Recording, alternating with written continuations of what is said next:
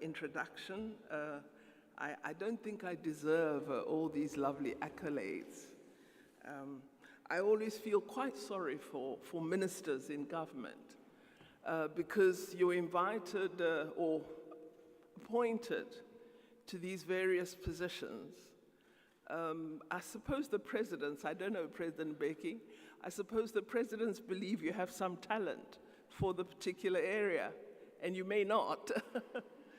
And so, you know, you've got to sort of have a go at it and hope that you're making some sense. So I've got this contribution I hope to make today, and I've been writing over my notes, and so if I falter for a moment, just remember I'm a minister who found myself here. So allow me to begin. Your Excellencies, former President Thabo Mbeki and former President Johnson Sirleaf, Excellencies, Ambassadors and High Commissioners, senior officials, distinguished guests, ladies and gentlemen and members of the media. I'm really honored to have the opportunity to address this esteemed gathering of the beginning of the Cape Town conversations. I wish to thank in particular His Excellency President Mbeki, as well as the Thabo Mbeki Foundation and all partners for organizing and hosting such an important event and for providing me with this opportunity to discuss topics of paramount importance. As a Cape Townian, I also wish to warmly welcome you all to our beautiful city of Cape Town, and I hope that our infamous southeaster wind does not get in the way of you enjoying a bit of our mother city in your free time. I hope in the course of the conference, you won't behave as one of my former colleagues did when I was Minister in Education. I hosted a Commonwealth Ministers' Education Conference in this very setting. And we were moving to a plenary session, and I met my colleague minister in the lift in beach sandals and shorts. And I said, surely you're not coming to our plenary dressed in that way. And he said to me, I'm heading to the beach. So I hope you don't do that in the course of this conference. So given the complexity and fluidity of the geopolitical landscape, platforms such as this one today are vitally important. Global leaders, academics, activists, policymakers have to converge, to pause, to analyze and robustly debate the current and future challenges that are facing us at this critical moment. They must also construct solutions in order that we, as Africans, can contribute to building a better Africa and a better world. Some of you might recall that in 1991, the acronym VUCA was coined, which stood for volatile, unpredictable, uncertain, and ambiguous in reference to the world at that time. It was used to describe the post-Cold War political, economic, and security architecture. Our situation today in the geopolitical domain is not too dissimilar, if not more dangerous than then. In fact, the South African international relations scholar, Professor Chris Landsberg, says that this acronym, VUCA, now seems passé as the world faces an even more unpredictable and fluid post-Cold War disorder with the hallmarks of the making of an anarchic second Cold War. He says further that the VUCA world appears to be changing toward even more problematic, distressing, unpredictable, and fluid features. He describes this geopolitical era as a UTAC disorder, which he says means uncharted, turbulent, anarchic, combustible. I agree with this analysis, as I believe we do live in a geopolitical landscape that has become increasingly complex, challenging, conflict-driven, and in a constant state of flux, with what some have called tectonic shifts in historic alliances, many of which are no longer based on ideology, on common values, nor common principles. You all are aware of these complexities. They include, among others, an increasing rise in unipolarity, in unilateralism, autocracy, conservatism, right-wing populism, racism, sexism, and all the isms you're aware of, narrow nationalism, greater adherence to tribalism and ethnicity, religious intolerance, violent extremism and terrorism, and for some, food, water, and energy insecurity. Accompanying all this, we have a rise in poverty, inequality, unemployment, and growing numbers of regional, continental, and global tensions and conflicts.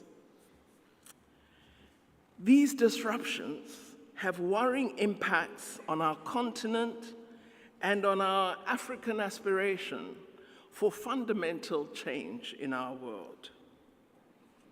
In our continent today, there are approximately 20 conflicts underway.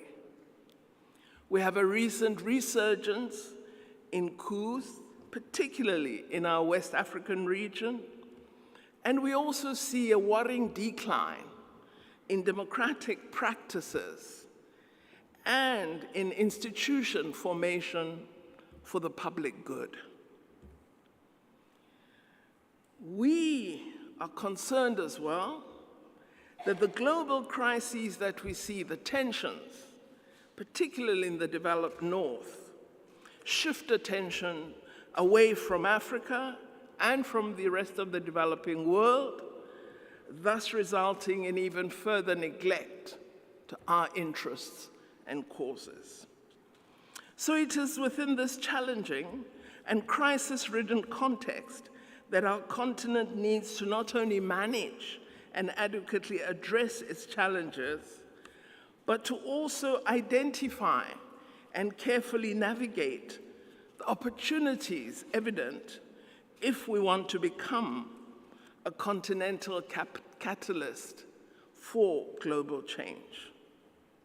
One of the things I believe we need to do is that our regional economic organizations such as SADC, the East African Community, ECOWAS, and others, as well as our African Union Commission, need to grasp the moment and strengthen their capabilities to advance our African Agenda 2063. I think in the first decade of this century, Africa began to show signs of positive capacity and a thirst for real change. The creation of the African Union, the resurgence of Pan-Africanism ideals, the formulation of the NEPAD Development Agenda, as well as the development of Agenda 2063 and other frameworks of development suggested the Renaissance was really taking off. However, we didn't use the moment effectively. I believe Africa can still be a key player in global affairs, but we need to attend to those matters that will practically help us to achieve this characterization. Our continent is a wonderful continent. It has immense cultural, historical, ethnic, religious, and geographical diversity. We are home to 54 countries, each very unique in their makeup. If this diversity were managed effectively, it would be a source of strength and unity.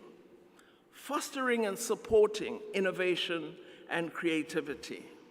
Unfortunately, we're not managing to address the opportunity offered by our diversity. As we navigate an increasingly interconnected world, our ability to draw upon a wide array of perspectives, of ideas, and practices is crucial for addressing the complex socio-political and economic challenges we face as a continent. I think we need to learn to use our diversity much more effectively for socio-economic development and innovation. We need leaders who understand the strength of diversity. Our continent has approximately 1.4 billion citizens within it, the majority of whom are youth, and more than 70% of these young people are under the age of 30. Juxtapose this with the countries of the North, many of which are facing a rapidly aging population. How should we unify to use our strengths to support each other? We have a youth bunch, energetic, restless. It's a demographic dividend. It presents both opportunities and responsibilities. It offers our continent the opportunity for positive political and economic growth, but only if we fully empower this advantage to realize their full potential. We need to ensure that we do more to include young people in decision-making in all sectors and give them the appropriate skills, training, and opportunities, as well as use their innovation capability to ensure that we work on building inclusive growth.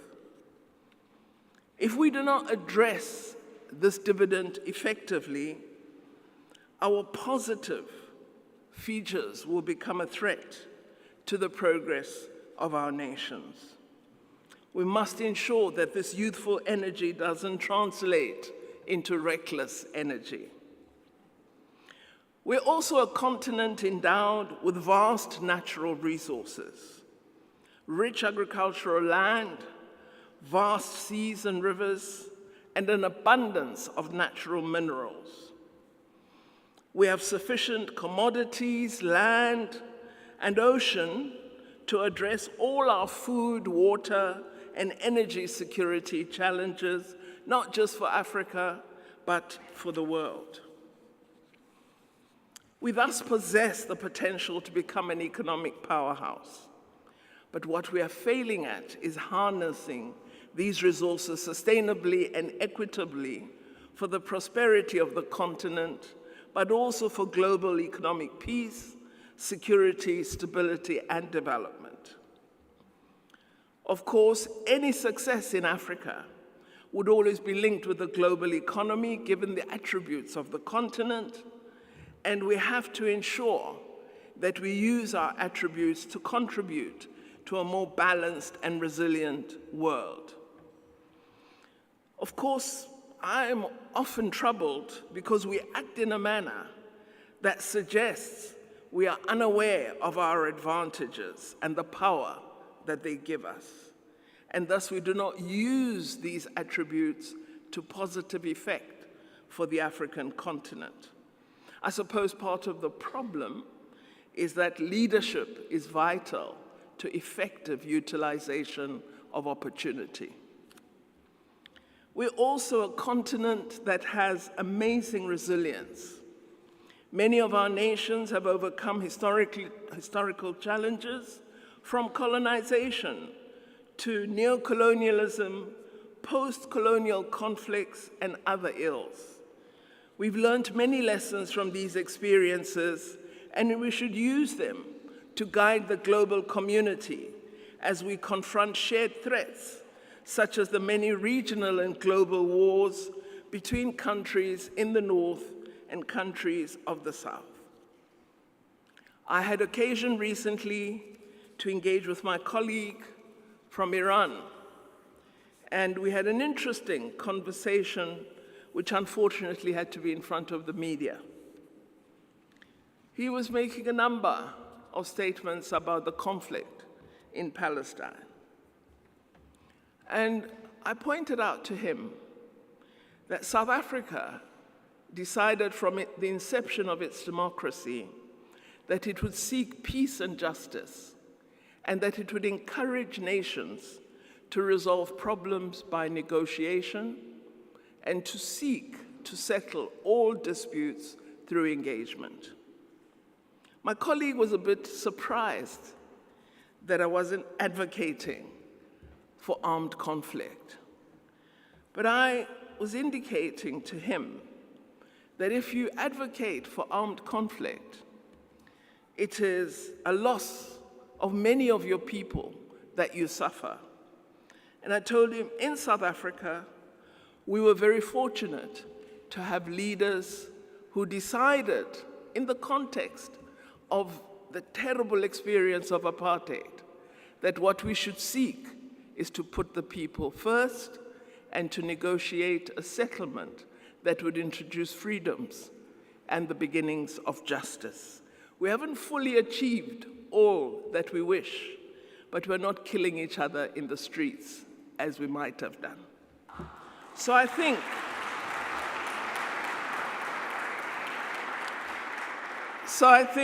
as the African continent, one of the things we need to perhaps teach the world is how we address common threats. I think there are a number of tasks for Africa that emerge from the world as we see it today. First, given comments about our demographic dividend, I believe it is critical to invest in education, in healthcare, and broad skills development for all our people, and particularly to ensure, as we educate them, that we are responsive to the new opportunities offered by this increasingly artificially intelligent world. So we must educate for the fourth and fifth industrial revolution and not educate on the traditional curricula of the past. A new world is upon us, and young people and our citizens in their entirety must be able to grapple with that new world. We must also ensure that we give greater education to future leaders so that we empower them to use the attributes of Africa to good effect in the interests of the people of Africa. Secondly, I believe that as Africans, we need to insist on meaningful partnerships with the world. In recent years, we have witnessed a growing recognition of Africa's potential, and we have seen the creation of new partnerships. The international community is increasingly engaging with African nations to foster collaboration in areas such as trade, technology transfer, regional infrastructure development projects, and sustainable development initiatives. This shift is indicative of a broader acknowledgement that Africa's success is intertwined with the success of the rest of the world. But what these partnerships have not done, they've not yet resulted in increased industrial capacity in Africa, in wider access to energy, in access to smart manufacturing. We have to insist that the partnerships we form give rise to these, because this is what will make Africa free. Without these elements, our partnerships are partnerships of supplication and not partnerships of true development. I think it's imperative for us to recognize and harness the opportunities emerging from the economic and social progress that is beginning to unfold across the continent. It does suggest a transformative era may be upon us It does present unparalleled chances for collaboration and healthy competition among ourselves and between ourselves and the developed world. We need, as Africa, to develop new terms for our relationships and to ensure we achieve objectives that radically alter our condition. Our global relations, for me, still have the character of supplicant and, in the North, provider. We have to change this dynamic.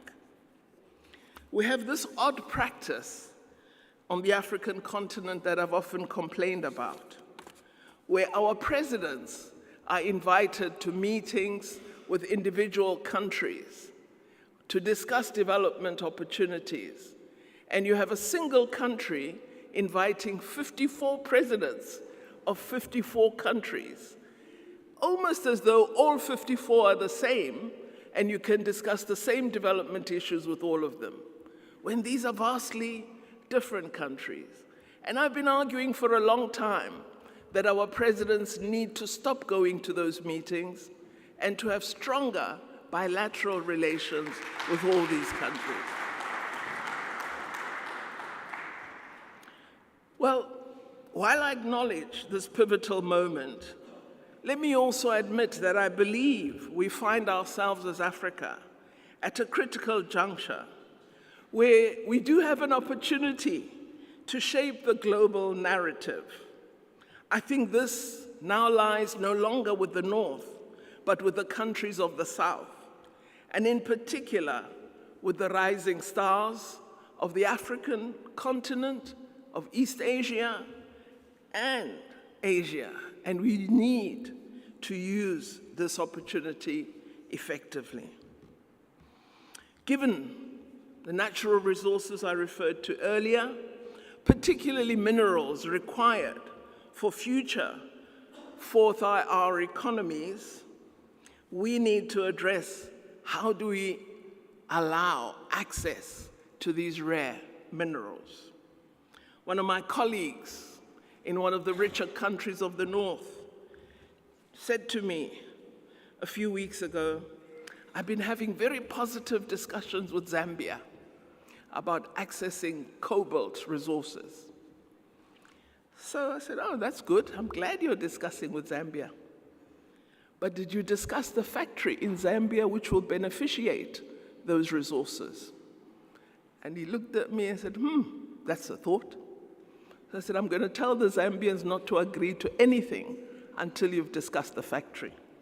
It's important that we ensure that our minerals benefit us and are not continuing to be transported out to be value added outside Africa, and we buy back at much higher cost than what we sold the minerals for.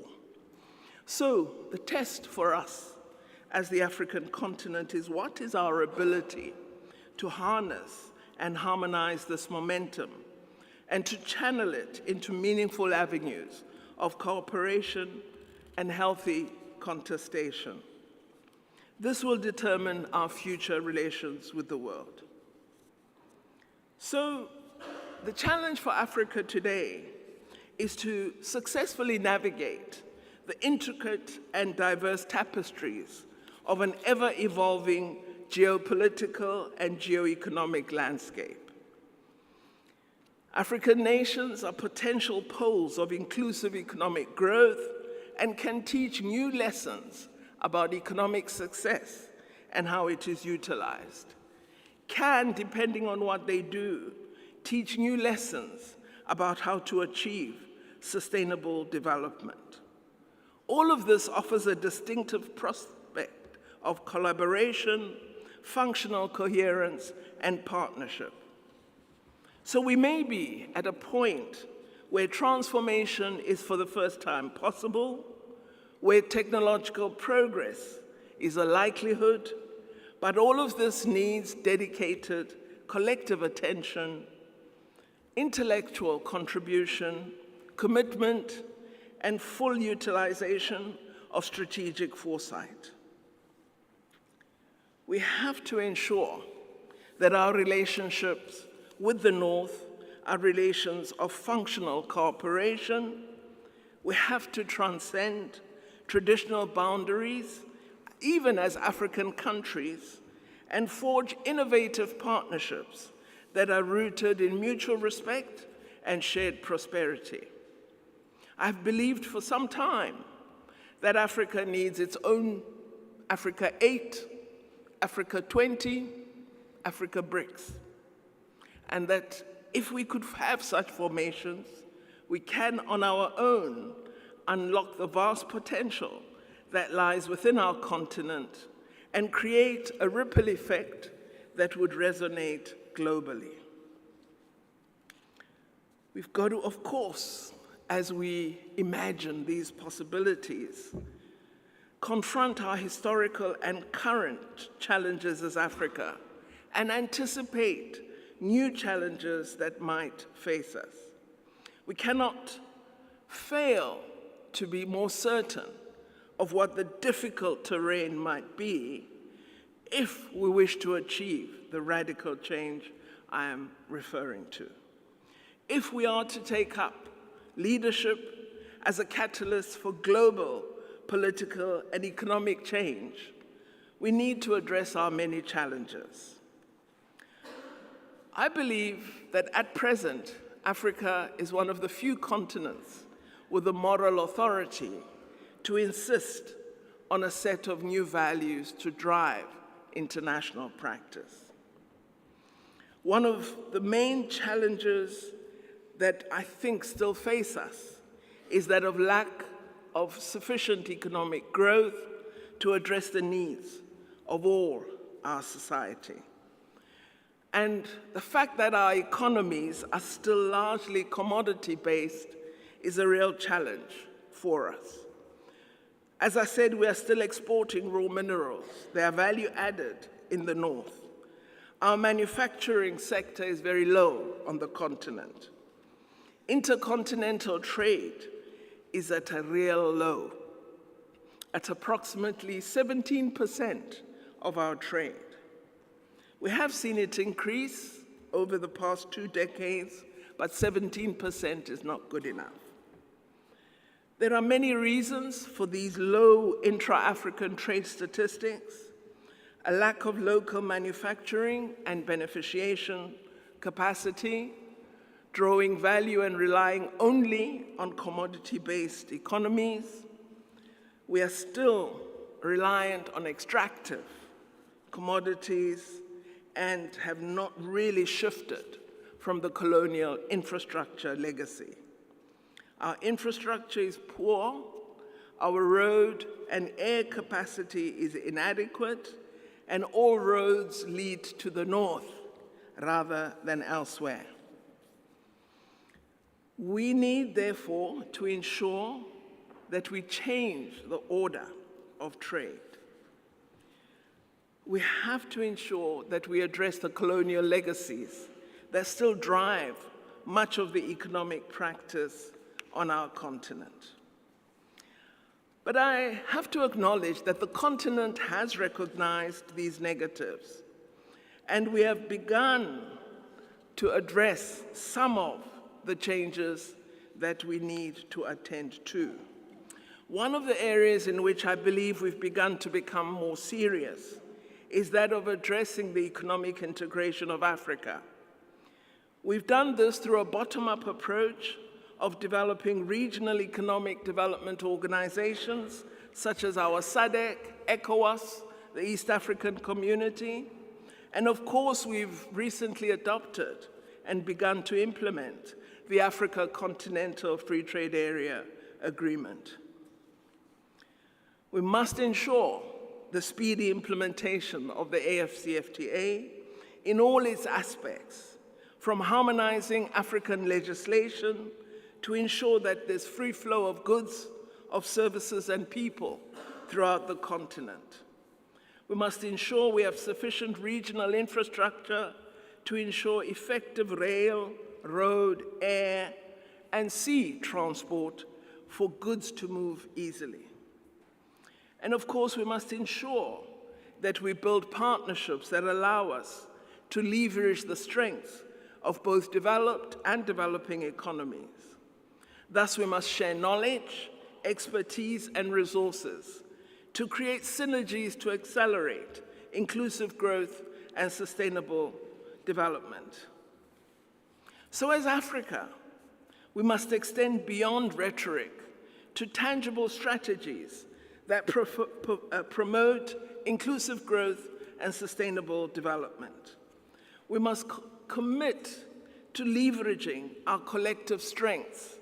Sometimes it's quite soul-destroying to see Africans compete among themselves, when unified action would lead to real success.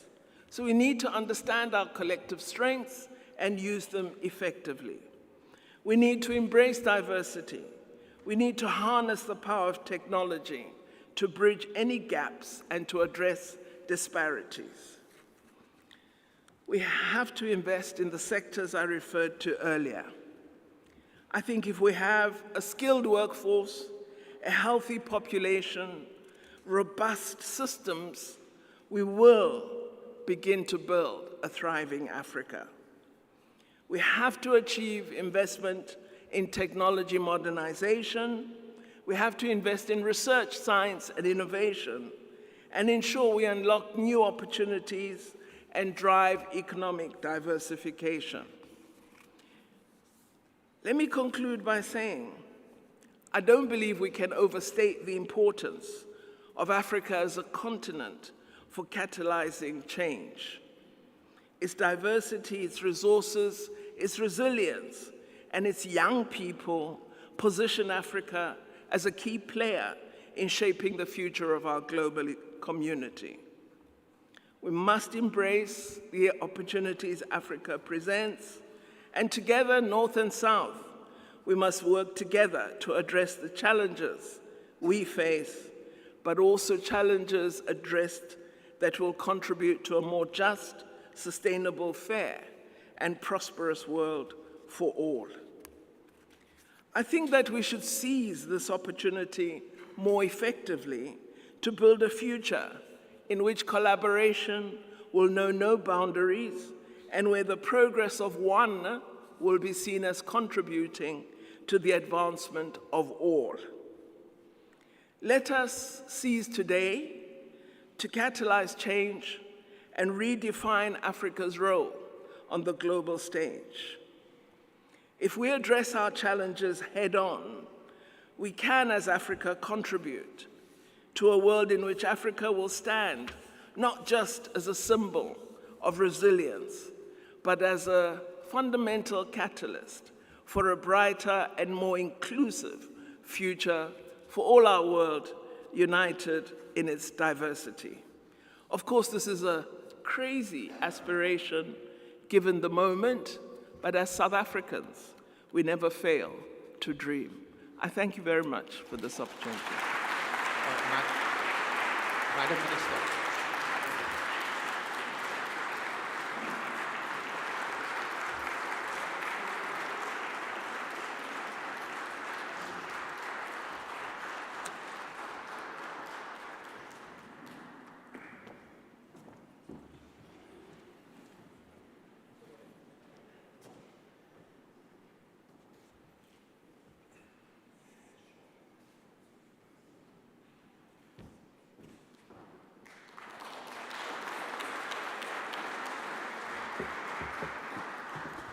Madam Minister, if I could request you to please take your seat.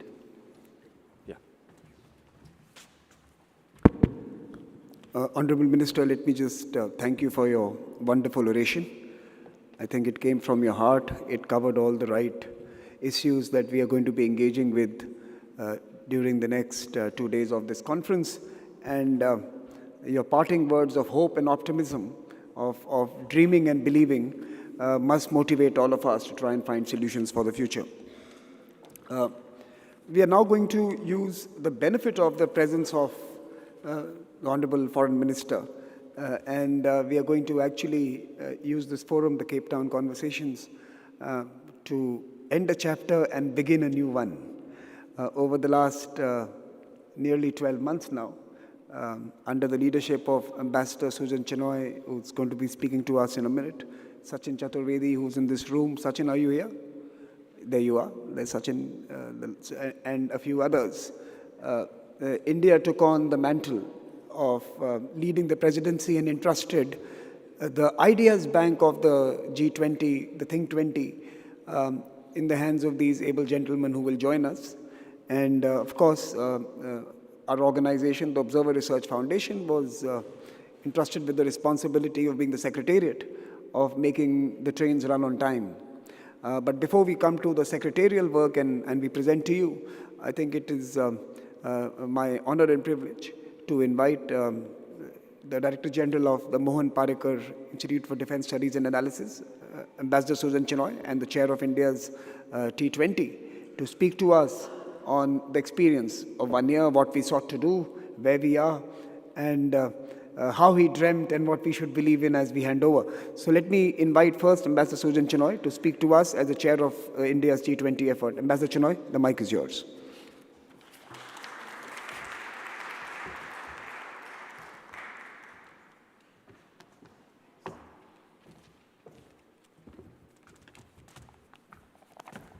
Excellencies, ladies and gentlemen, good morning. It's a great honor and privilege for me to be standing here before you at the Cape Town conversation this morning in my capacity as the Think 20 Chair for India's G20 presidency. And I dare say that this galaxy of scholars and practitioners, researchers gathered here have over the past year engaged in deep research on several issues that are pressing and difficult, and in the face of adversity, they have accomplished this task in a great manner and in a very successful manner. I really wish to laud your efforts for this spectacular contribution that you made. My experience, ladies and gentlemen, as the Think 20 Chair for India over the past year has been very rewarding, largely because of the expertise and academic rigor that you brought to our deliberations.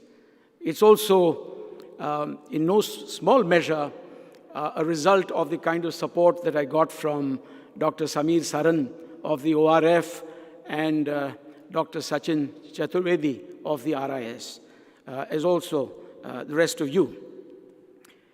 Think 20 India set out to find answers to the most important priorities of our times, such as reforming multilateralism, digital inclusion, resilient global value chains, the green transition, and changing lifestyles for sustainable development.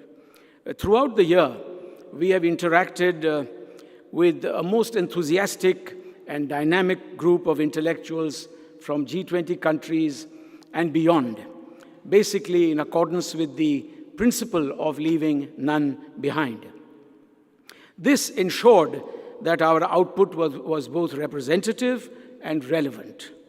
That the New Delhi G20 Leaders' Declaration was adopted unanimously is proof of our success, your success as well.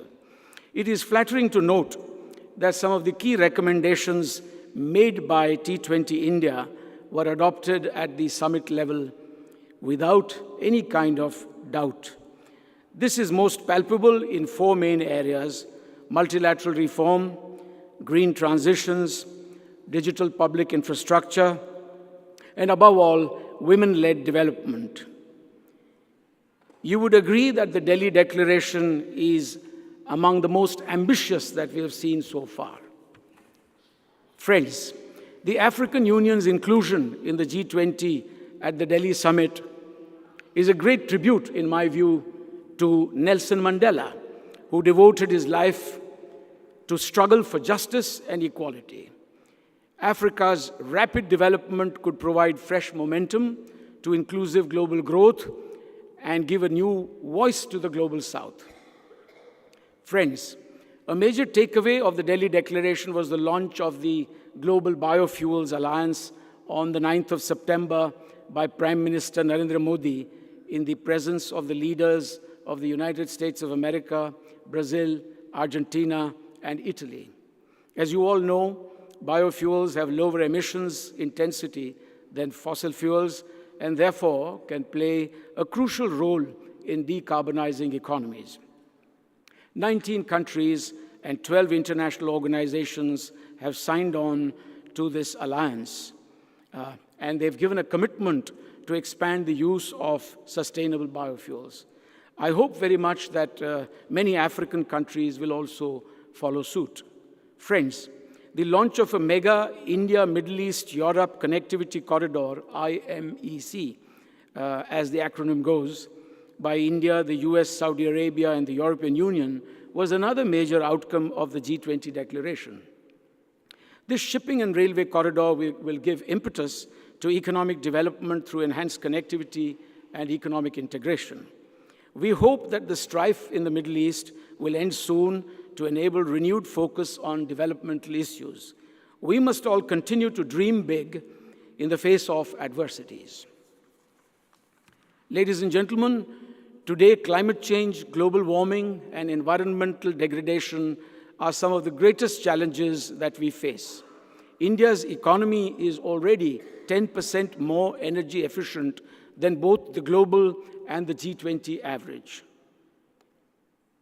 India's example shows the importance of behavioral change and consumption, these choices at a personal level, in driving energy transitions. Prime Minister Modi has been personally invested in proposing the LIFE initiative. That's the acronym LIFE, now reflected in the G20 high-level principles on lifestyles for sustainable development. Ladies and gentlemen, one of the most outstanding features of the Delhi summit is the emergence of the One Future Alliance, an India-led multilateral and multi-stakeholder framework dedicated to sharing the successful Indian experience of using digital public infrastructure, a DPI for short, for the benefit of its 1.4 billion people. The India Stack, which is a moniker, as you all know, for the application programming interfaces used by India, combines a unique national digital identity with a unique payment interface. The Indian model of DPI has dramatically revolutionized digital payments and improved the financial inclusion of the poor. Friends, the scholars and experts who participated in the various task forces of Think 20 India, all of you have made rich contributions to the Delhi Declaration through your research papers and recommendations numbering in the hundreds. I should mention a few. The high-level principles on digitalization of trade documents and the voluntary and non-binding G20 policy recommendations for advancing financial inclusion and productivity gains through digital public infrastructure are among them. The recognition by the G20 of the role of artificial intelligence and data advances is also very relevant. So is the G20's commitment to accelerating innovations and investment focused on increasing agricultural productivity, reducing food loss and waste across the value chain, and improving marketing and storage to build more sustainable and climate-resilient agriculture and food systems. The renewed commitment to mobilizing adequate climate finance gives us all fresh hope. Friends, the reference to United Nations General Assembly Resolution 75/1 of 21 September 2020, which speaks of reinvigorated multilateralism, reforms, and international cooperation, I dare say is very encouraging. We must keep up the pressure for substantive reforms in global institutions such as the IMF, WTO, and especially the United Nations, and even more especially the United Nations Security Council. Social protection and women-led development, which were so far buried as footnotes in the G20 system, have been brought to the fore during India's G20 presidency. Promoting availability and access to social protection was a key recommendation of T20 India, especially for gig and platform workers. The G20 this year has formalized policy priorities on this issue which is annexed to the leaders' declaration as well. Friends, Excellencies, distinguished ladies and gentlemen, our success so far is proof that effective dialogue and cooperation are not a myth. G20 India has been a people's G20. In fact, it's been a G20 for the peoples around the world. It has proved to be a G20 of the global south, the outgoing troika of Indonesia, India, and Brazil, and the incoming troika with the addition of South Africa. We all share a common purpose, that of achieving growth and prosperity for all. The able support of our Indonesian, Brazilian, and South African colleagues deserves special mention as we formally hand over the T20's reins to our Brazilian colleagues today here in Cape Town, the mother city, as it's known. And it's entirely appropriate and apposite that we should be doing so not far from the Cape of Good Hope, which is really synonymous with hope, because it was in 1888 that we had Bartholomew Diaz come across to the Cape of Good Hope and announced that there was a route from Europe to India via the Cape of Good Hope. But I would say that this is really a route that connects Africa and India. And I do hope very much, as we stand in Cape Town before you, that we can use not only the G20 presidency of India, but the ones to come, the leadership of Brazil, and thereafter South Africa, to build even better bridges and even better routes, navigation routes between the global north and the global south, as well as among us in the global south. Much has been done, yet we cannot simply rest on our laurels if the UN 2030 Agenda for Sustainable Development, and especially Africa's Agenda 2063, are to be achieved in the face of the many adversities and challenges that will inevitably come our way.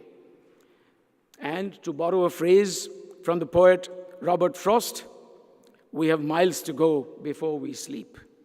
I do hope that we can all work together, that we can continue to work together to consolidate the gains and the progress that we have achieved so far. I thank you for your support to me as the Think 20 India Chair.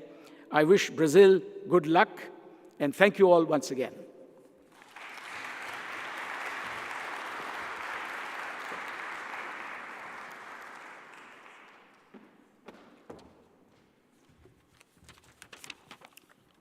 I now want to take this opportunity to present to the Honorable Minister, who's kindly agreed to be with us during this particular short segment, to present to her a report card of what Think 20 India was able to do. I also want to chronicle it for history, in some sense, before all of you, because this is not an India outcome or an India output. This is a G20 output, and we should all, in many ways, applaud ourselves for working very hard through this year and for producing ideas that found resonance in the Leaders' Summit. So let me request my colleagues to put a presentation up. I'm just going to put some numbers and figures before all of you as part of our report document. So can I go to the, I think I have a clicker. Let me try and get the,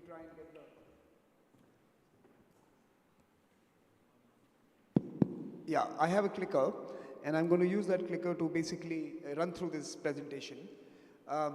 As the chair mentioned, we had these 7 task forces that picked up some of the most important questions, from macroeconomics to digital infrastructure, resilience and life, clean and green energy transitions, global financial order, SDGs, and of course, multilateralism and the reforms. So 7 big task forces. We had 131 chairs and co-chairs from 88 international institutions and 37 Indian institutions. So we had a very large cluster of individuals and institutions represented in what would become the core group that would work on the ideas that would define the G20 presidency. We also, of course, had a secretariat of close to 40 people within the Observer Research Foundation who were coordinating all these task forces, who were managing research, bringing out the publications on time, hosting events, and communicating all the work that we did to the world. Eventually, we produced 323 policy briefs. Let me just tell you, this is twice the number that has ever happened before, simply because all of you from the Global South participated with great vigor. The contributions from this continent, from Asia, from Latin America have been outstanding. I think it is the Global South that has contributed to this vast array of ideas that we produced. We produced 46 short forms and essays. We produced 17 special reports and publications. It was a very busy publication year, and I hope this momentum is maintained. And this is just a breakup of the various task forces, but you would see that it was consistent throughout, and of course, we saw the global financial system getting particularly greater attention, because I think in some ways the world needs to readjust and reset the way we distribute finance and for what purpose and to which geographies. So that was basically a summary of what we did. Let me also report back to you that 75 countries or individuals from 75 countries contributed to these policy briefs. We had 710 partner institutions who lent their names and their ideas and their strength to the work we did. We were not able to maintain parity between women and men authors, but we strived hard, we tried to work hard, we tried to bring more in, and hopefully this number will grow and it will reach parity. We finally produced a communique, which is a document which the chair, Ambassador Sujan Chinoy, mentioned found resonance with the Leaders Summit. But we also produced 7 other task force statements, so that all the ideas that were shared by the various experts that we brought in and could not be part of the communique are still part of public literature. They are available for everyone to dip into, cite, use in the work they do. And of course, we had lots of events. Besides the main events and the summits and the media conference, we hosted 64 events in India and abroad, focused on really 4 big ideas throughout, and took the G20 literally to all the regions of the world. We had a virtual convening from Brazil. We did not have a physical one, but I'm sure we will be doing plenty this year with Luciana and team in your continent. So it was a global effort where we went all over to try and bring the conversation to different communities, and we are delighted that the final Indian T20 conference is happening in Cape Town. This is our final event that we do in person, Madam Minister, and it's happening in the mother city. In some sense, this is where we close the effort for this year, although I must say that we have a virtual event in Egypt lined up for later this month, which will really be the final one. These are the handles that we have been running from the previous years. If any of you want to follow the work, please follow these. And in many ways, this is the report card of India's T20 in numbers. I think we can all applaud ourselves for the work we did. So congratulations to everyone.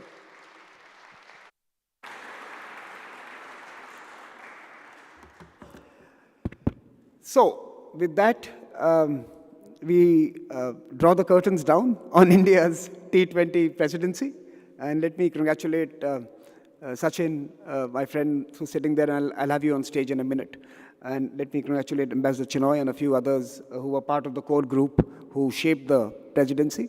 Let me also really, really thank my colleagues, 38 of them, who worked harder than any secretariat has ever to do more in terms of events, publications, forums, convenings, and diversity. So please join me in applauding my colleagues.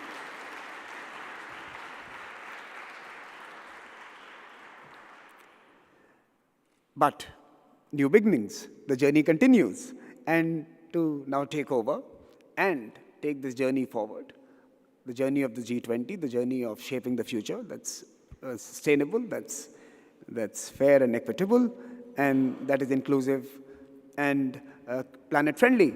Let me invite the new chairs of the T20 process. Let me first invite Luciana Servo, President, the Institute of Applied Economic Research, to speak to us. Luciana, the T20 is yours, so is the mic.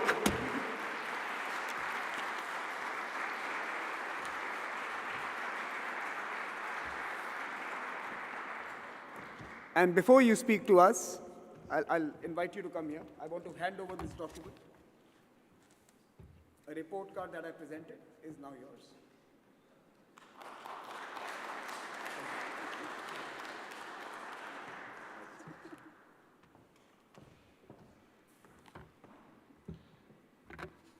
Just a minute. Oh. I just want to start to congratulating our distinguished guests, the former President Thabo Manaki and the Minister of International Relations, Dr. Naled Pandor. Thank you very much for being here in our handover. First of all, I wanted to really thank Dr. Samir Saran and his team from ORF for inviting us to be here at Cape Town and for this section of the India handover to the T20 in Brazil. I also want to thank Ambassador Shinoy, for the chair of the T20, for his amazing job, and Dr. Sachin Satyaverde from Greece. The T20 India was incredible, was a huge effort, and we are all thankful for that. Thank you all for joining us today in this moment of the handover of the T20 India to T20 Brazil. We reinforce the significance of the T20 as an engagement group within the G20. The T20 serves as a vital bridge between research institutions, think tanks, and policymakers, maintaining a continuous process of dialogue and collaboration. Today, the three institutions that are part of the T20 Organizing Committee, the Institute of Applied Economic Research, IPEA, which I am the president, the Alexandre Guzmão Foundation, with Ambassador Marcelo Loureiro is the president, and also the Brazilian International Relations Institution, SEBRE, which are represented by Dr. Isabela Teixeira and Luciana, who are also from SEBRE. And we want to emphasize the importance of the T20 committed to inclusion, its dedication for fostering a multi-institutional approach, and the impact it has on global governance. The T20 plays a central role in shaping the policy recommendations that are presented to G20 leaders. This engagement group brings together some of the brightest minds from around the world, representing a diverse array of perspectives and expertise. Its commitment to maintaining a continuous process is fundamental in addressing the ever-evolving challenges faced by our global community. The world is dynamic and our challenges are complex. The T20 recognizes this and operates as an ongoing platform for dialogue and collaboration. It doesn't confine itself to periodic meetings, but instead ensure a continuous exchange of ideas, research, and policy recommendations. This adaptability allows the T20 to respond to emerging global issues, providing timely and informed advice to G20. One of the T20's distinctive features is an unwavering commitment to inclusion. Inclusivity is not merely a buzzword, but a guiding principle that shapes the composition of T20 itself. By bringing together diverse voices, the T20 ensures that its policy recommendations are reflective of a broad range of perspectives, experience, and expertise. This commitment is not only a moral imperative, but a strategic one, as solutions crafted with diverse input are more robust and equitable. Continuity, inclusion, and equity are central ideas for Brazilian presidency during the G20. So the 6th task force that will be going on through the T20 presidency in Brazil will have this continuity effort. Continuity in a task force of reforming the international financial infrastructure. This task force will lead with topics like financial system rules and regulations and global financial safety nets to promote stability, sustainability, and equity, multilateral development bank reforms, addressing debt burden of developing countries and facilitating their access to concessional resources, ensuring a fair global tax architecture that facilitates domestic and international resource mobilization, overall SDG financing needs, pathways, then the road to architectural reform of the international finance architecture, and the role of ESG metrics and taxonomies in promoting SDG financing. Another task force is trade and investment for sustainable and inclusive growth.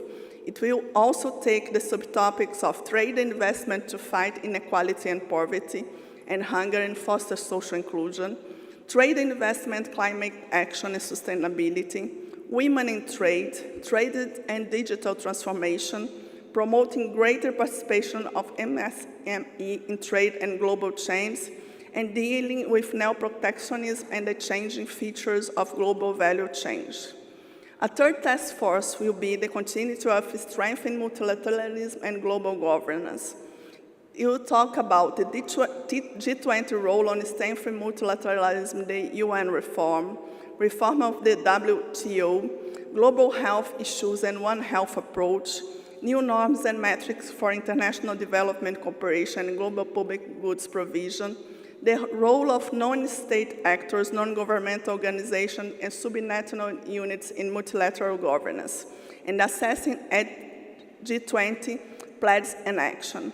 Also, continue and reinforce inclusive digital transformation, digital inclusion and meaningful and universal connectivity, digital transformation and platformization of public service, digital integration, data and protection, cybersecurity, new technologies for the SDG and decent work, challenge opportunities and governance for international intelligence and global digital governance and regulation and digital platform. As Brazil G20 launched two special task forces, one against hunger and fighting poverty, and other climate action, we have two task forces in G20 to deal with these topics. Sustainable climate action includes just energy, for fostering sustainable, inclusive, just energy, accelerating transition to a low-carbon economy and fostering sustainable consumption and production, fostering investment and open innovation to support social, bioeconomic, and nature-based solutions, investing in social sustainability, inclusive, and resilience infrastructures, accessing multilateral funds, operationalizing climate justice. And the most important one for Brazilian presidency is also fighting inequality, poverty, and hunger. You have promoting policies for fighting poverty and hunger and the whole of the trilateral cooperation, fostering food security and nutrition for sustainable food system, expanding access to social protection-based services, promoting universal health coverage, reforming policies, fiscal policies, and fight gender and race discrimination and inequality in healthcare. Inclusion will reinforce the role of African Union as part of G20. As the minister has said, it's really, really important for us to have the African Union as part of G20+, because this will encourage us to go deeper in the process of inclusion, promotion, equity, and development. The three institutions of Brazilian G20 are led by women, myself, Ambassador Master, and Julida Leite. We are committed to foster the gender agenda during the G20 Brazil, not only as a subtopic, but as a transversal topic in the G20 agenda. Inclusion also stands to engage with stakeholders from civil society, business, women, science, labor, youth, and organizations. This holistic approach ensures that the recommendations put forth are not academically sound, but also resonate with realities of people's lives. We want the G20 to be as inclusive as it has been, and also to bring a new agenda for these other topics and be part of an important process in the G20. We also want to invite the think tanks for a virtual meeting in the first days of December, so they will present our site and also other details of our process. Thank you very much.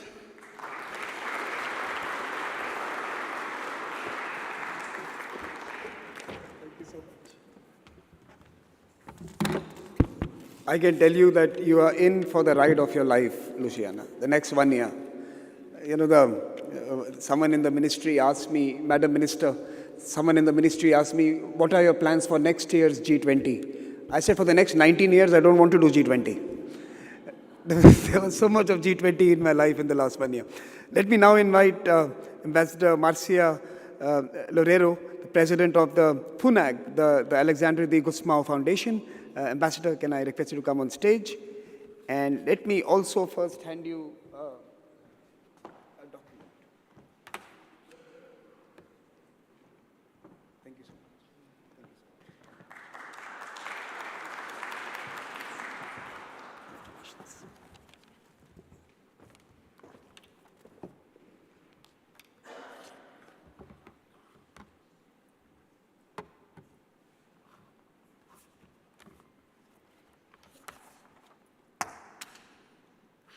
Good morning, everyone. Your Excellency, former President Thabo Mbeki, head of the Mbeki Foundation, we're really honored by your presence here, and also Foreign Minister Naledi Pandor. Thank you so much for sharing your dreams and your strategic vision with us.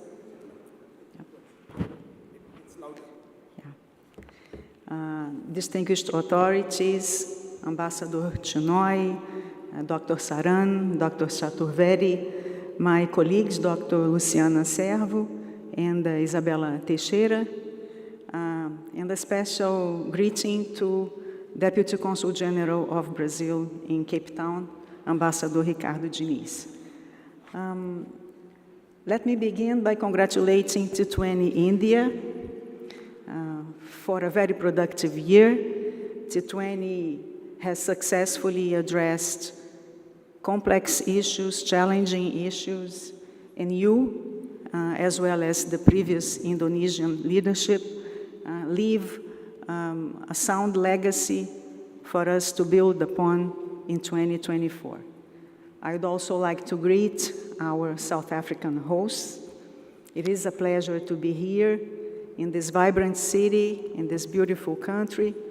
To us, holding the handover ceremony here symbolizes the intention of T20 Brazil to develop a close relationship and a fluid dialogue with our South African counterparts throughout the year until the next handover from Brazil to South Africa and beyond that.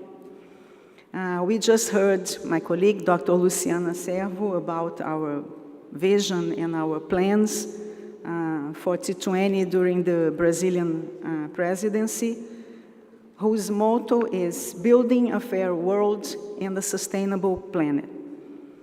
On my part, I'd like to stress one specific guideline set by President Lula in New Delhi that will be very important for us in our work in T20. In his words, Brazil's presidency must ensure that engagement groups will have the opportunity to report their conclusions and recommendations to government representatives. This guideline was reiterated by him 3 days ago in Brasilia when he said that society must be seen as an ally in an agenda that is relevant to Brazil, but is also relevant to the entire developing world.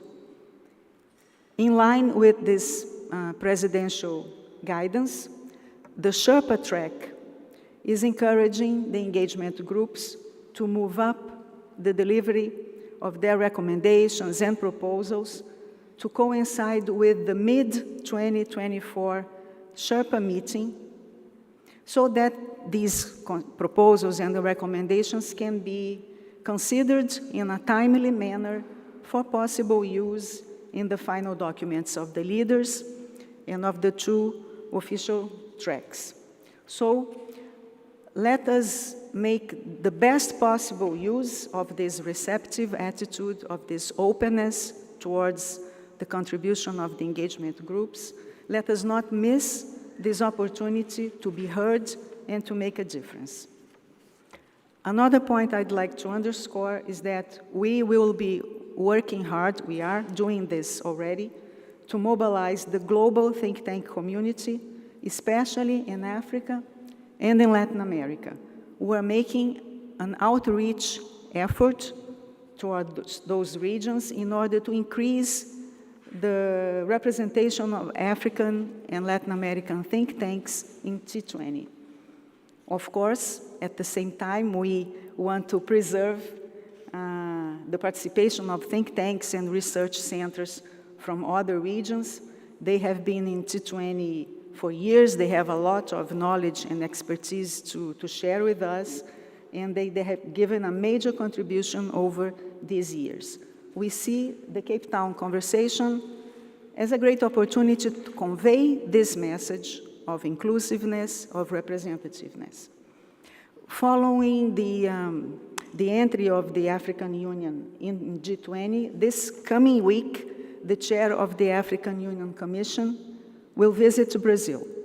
This is a concrete step towards a meaningful participation in G20, and in T20, we will be working to achieve the same goal. But I am also thinking of Latin America, and I know that here at the Cape Town Conversation, we have important think tanks and research institutions from Argentina, from Colombia, from Mexico, and we believe that T20 can be a strong pillar of the bridge between the research communities on both sides of South Atlantic. Just one example of the importance of increasing the representation of those two regions and increasing the dialogue between them. We know that the COP30 of the Climate Convention will be held in Brazil in 2025, so 1 year after the Brazilian G20 presidency. So, of course, climate and sustainable development will be central themes for our presidency. In T20, African and Latin American think tanks could join forces and, who knows, maybe offer an important contribution for the coordination of positions at COP30.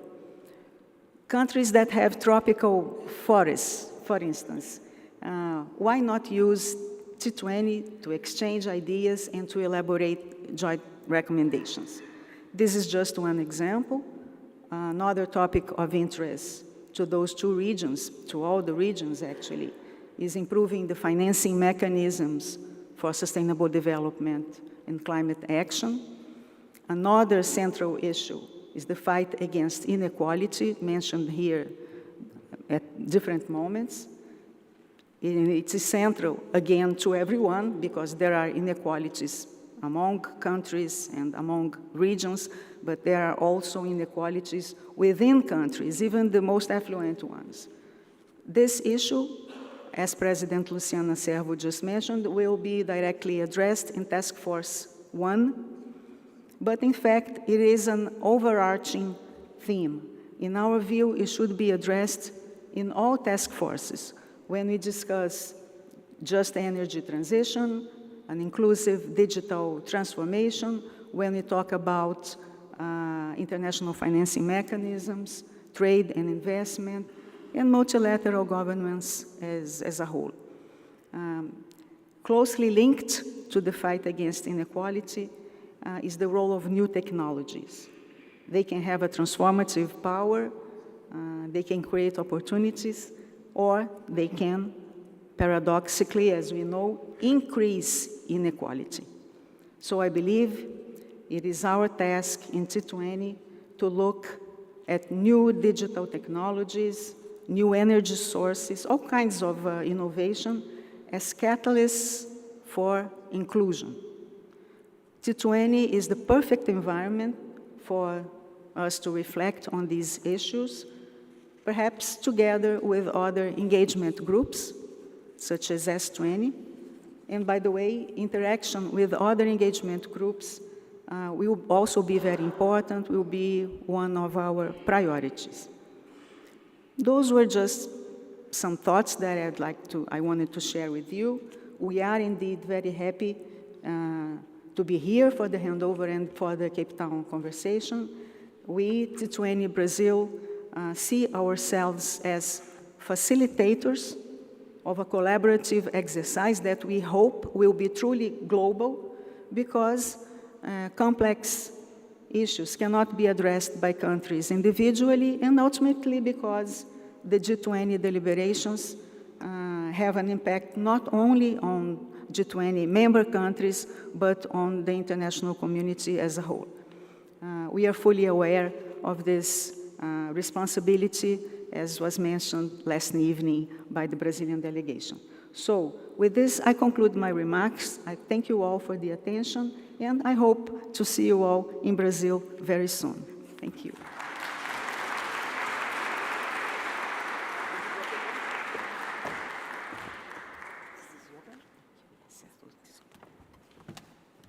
Oh, and this is your docket.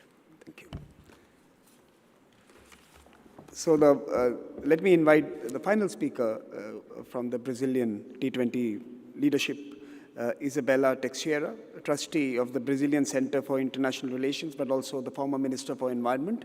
And let me invite you, ma'am, to speak to us. Can I also present to you?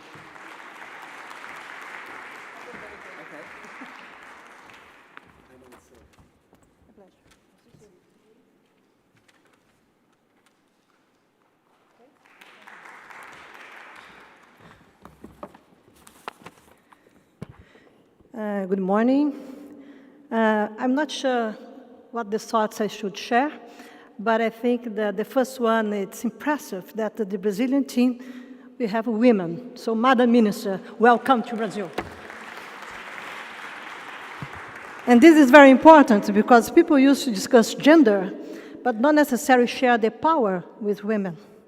And this is a powerful message from President Lula, and also it's very important to observe that we are coming to also to work hard, consider think tanks T20, but I'm personally engaged to have more African think tanks joining us in this new trajectory in Brazil. So welcome, African think tanks, welcome to Brazil. My second point here, it's also important to observe how our work will come closer to the societies, to people, not only to the power, and this is the political power. This is very important, because when you go into the international meeting, you mobilize people. Our country will be fully dedicated for this, but unfortunately, the majority of society never knows what's happening, why you take the decision. We are working for these societies. We are working for people. This is very important to remember when you join the next year in Brazil. My third point here is to observe that the international crisis, when you go, including the triple environmental crisis, come together with democracy crisis. That's why I'm trying to emphasize here the importance to value democracy, to value societies. We have this in our country, this crisis in the past, recently, and you know a lot, the meaning how we need to fight a lot to preserve democracy. And T20 will be part of this. Be sure of this, my dear friends. But I'd like to remember also that it's very interesting and very important to make sure when you have South Africa presence by 2025, that you can have a balance and considering what voice, what global South voice must emerge by 2025 after 5 years of G77 plus China countries leading the G20. Tell me, this is our responsibility if you want to change the world. Madam Minister knows this better than I. And you need to know what's our role as G20 and also Global South to make sure that we cannot shape the narrative, only shape the narrative, but we should be transformative if we want a better world and a better planet. And this means that our responsibilities come together with our societies in our political role to try to change the world, because what's happening today, unfortunately, we are still discussing the crisis of the past, not the crisis of the future. I'm sorry, but it's true. We have been discussing 30 years of climate change crisis, also biodiversity, also pollution. It's the same way. What are the new crises? Wars, You have 2 wars now. You have a pandemic probably is new, the last 100 years. But you need to learn what is happening today in the world in such a way that you can rethink the think tank's role to influence the leaders and to influence G20 in the next years. It's very important to observe this based on my experience and also to understand how it's really important to reconnect the Global South and the Global North. Okay? Reducing the gaps that you have, but also promoting new agendas to rebuild trust, credibility, and solidarity. We need to avoid the perspectives of homogeneity of the power. What's good, what's excellent as a woman from the Global South, in my opinion, is that we have diversity. We have a multicultural countries. We are multicultural societies. And this is very important if you want to change the world, if you want to transform things. And why you need to do this? Because the new societies, the new generations that are there, they're not coming, they're there. They're asking for this. And if you go into multilateral systems, we are learning a lot that the states, they are not enough. We need to learn how to bring societies on board and to make sure that we are committed with the future, avoid setbacks in the future. And this is really something hard to promote because people used to struggle between short-term and long-term perspectives. How we can provide long-term solutions if we still are discussing short-term pressure? We are not able to provide solutions in short-term perspectives. I come from a country that will have solutions for short-term perspectives considering the nature crisis.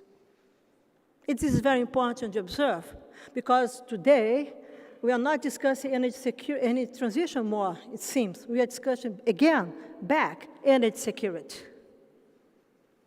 We are raising the emissions on carbon emissions. Read the last report that was launched last week, considering the emissions gap, and let's check what's happening in the world. Everyone likes to discuss the future without dealing with the present. It's easy because it's like a Netflix TV show. We are contracting new seasons of crisis. Madam Minister, it's true. Absolutely true. So I think that we have really a huge responsibility and also opportunity as think tanks to address the key issue that must be addressed if you want to change. And of course, Brazil is a country with singularities, but also we have solutions. And you need to act based on solutions.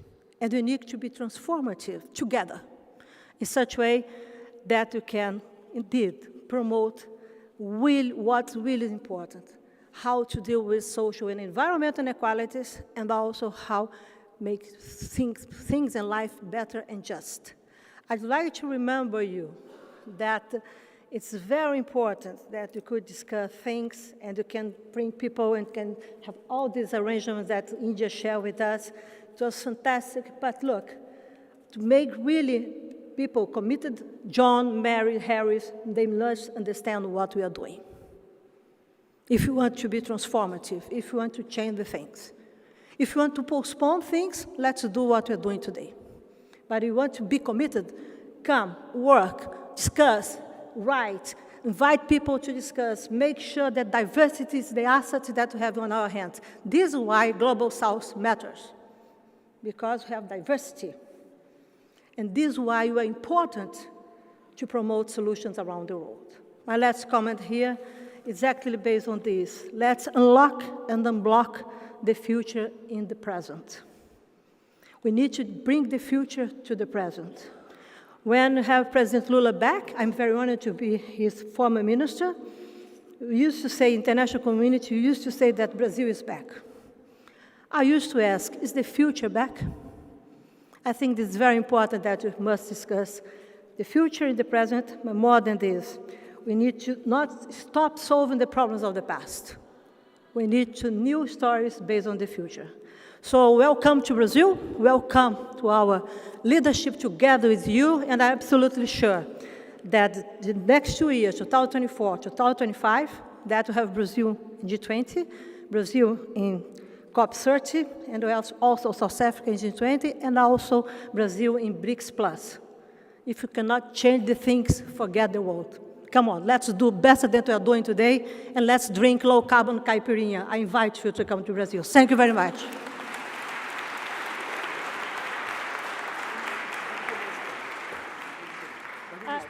Okay. May I ask you a favor?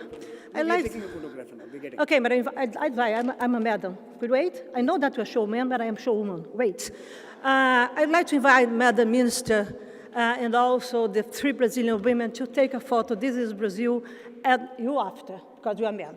The women together, the next 2 years, 24, 25 years, the women together. Please, come on the floor. Please. And you'll come. Please.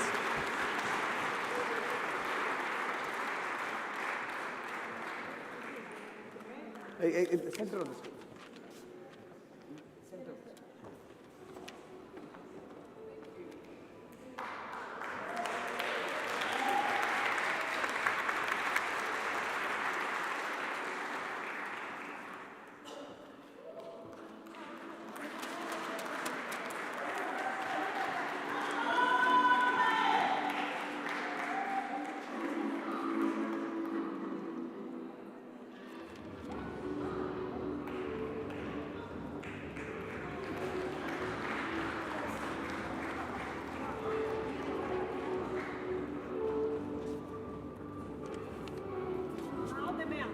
No, there's one more step. No, I have a formal step to complete for the ceremony, and we will do a photograph again. So please take the photograph, and then we'll go back to the ceremony. Thank you.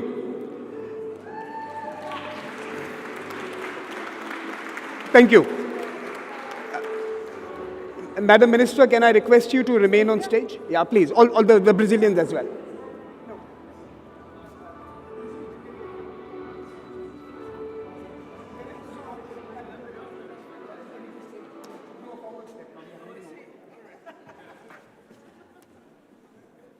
As you can see,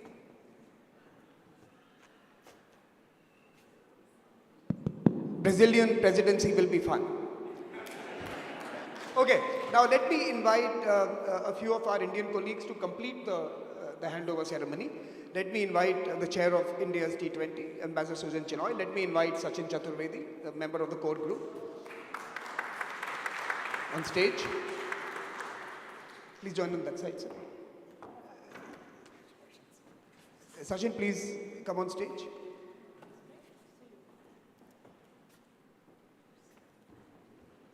We are trying to get some gender balance here.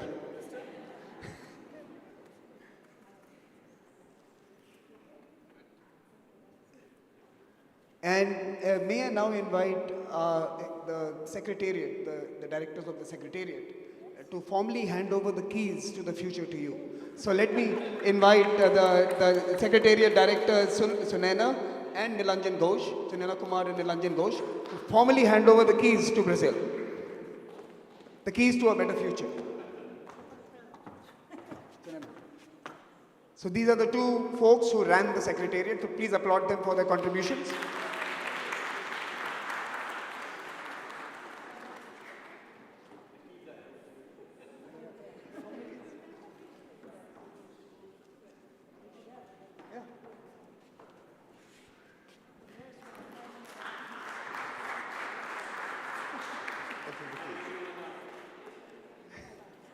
Excellent. So, with the photographs and the family photographs, with the family photograph, we'll have one, all of us together, and then we will conclude this with a break. We'll go and have a cup of tea and come back and join the conversations. But as we close, let me thank our Brazilian counterparts for coming here in full numbers, for supporting the Cape Town conversation and the handover process, for sparing your time and making this long journey, and to showing to all of us that the South matters, Africa matters, and women matter. So thank you so much for your leadership, and please join us in applauding everyone who are going to be shepherding this.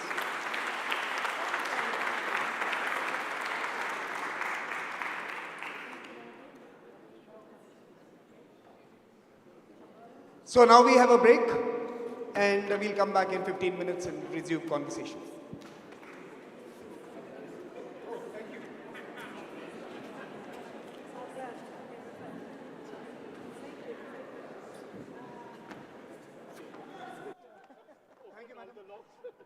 Thank you. Have a break. So it's a heavy key. Yes. It's a heavy key. It's a brass key. Brass key for her. ठीक हो गया? मैंने कहा कि 19 साल में से बात करो।